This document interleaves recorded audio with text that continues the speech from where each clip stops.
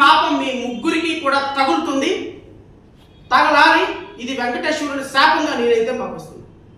Yes, Venkateswari లడ్డుతోటి మీరు ఆడినటువంటి కపట నాటకాలు శాపాలై ఈ 5 సంవత్సరాలు నిలబడదు మీ కూటమి ప్రభుత్వం. గుర్తుపెట్టుకోండి, మీ కూటమి ప్రభుత్వం కూలిపోక తప్పదు, పటాపంచలైపోతుంది మీ కూటమి ప్రభుత్వం. లార్డ్ వెంకటేశ్వరతో కృష్ణమ్మతోటి మీరు ఆడినటువంటి అబద్ధాలు, మీరు చేసినటువంటి రాజకీయాలు మీ జీవితాలను మాత్రం ఖచ్చితంగా వెంటాడతాయి. గుర్తుపెట్టుకోండి.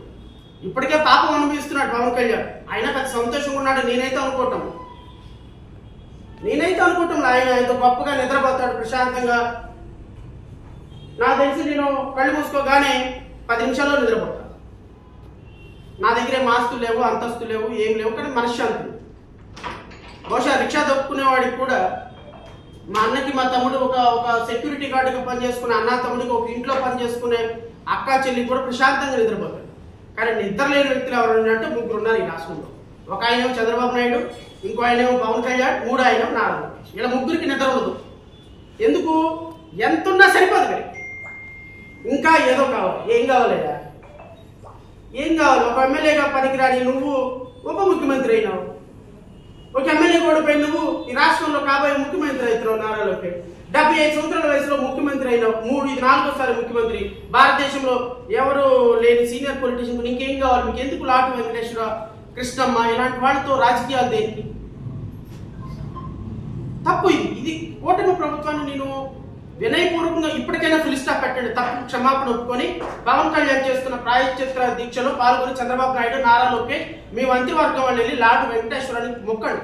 తప్పు చేసాము, క్షమించండి, ఇంకోసారి ఇలాంటి పాపపు కార్యాలు చేయమని. చెయ్యకపోతే మాత్రం మీ ప్రభుత్వం కుప్పకూలిపోవటం ఖాయం. 2 లక్షల పుస్తకాలు చదివిన పవన్ కళ్యాణ్ చూసాడో లేదో నాకైతే తెలియదు.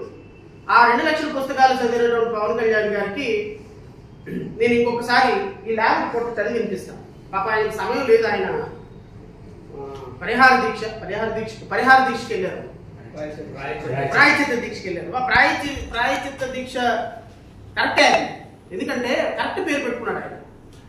నార్మల్గా ఎవరైనా నేను తప్పు చేశాననుకోండి, నేను తప్పు చేస్తే నేను దేవుడి దగ్గరికి వెళ్ళి ప్రాయచిత్త దీక్ష చేస్తాను. నేను ఎవరినైనా దూషించినా, ఎవరినైనా కొట్టినా, దేవుడిని ఎవరినైనా మాట అన్నా నేను ప్రాయచిత్త దీక్ష నేను చేస్తాను. నా తప్పుకి నేను చేసుకుంటాను. బైబిల్లో కన్ఫెషన్ అంటారు. నేను తప్పు చేశానని పాస్టర్ గారి దగ్గర ఒప్పుకుంటాం కన్ఫెషన్. మన హిందూ ధర్మశాస్త్రంలో వచ్చేటప్పటికి ప్రాయచిత్త దీక్ష తను తప్పు చేసినాడు.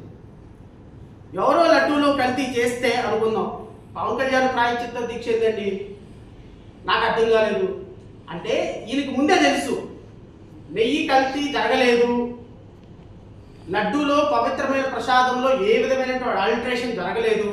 దీన్ని మనం రాజకీయాలకు వాడుతున్నాం. తిరుమల వెంకటేశ్వరుని రాజకీయాలకు వాడుతున్నాం. తిరుమల తిరుపతి దేవస్థానంలోకి హిందువులందరూ రండి, సనాతన ధర్మంలోకి రండి, రోడ్ల మీదకి రండి, హిందువులందరూ రండి, కొట్టుకోండి, చచ్చిపోండి, అందరూ ఇష్టం వచ్చినట్టు మన హిందూ ధర్మాన్ని, సనాతన ధర్మాన్ని ముస్లింస్, క్రిస్టియన్స్ అందరూ నాశనం చేస్తున్నారు.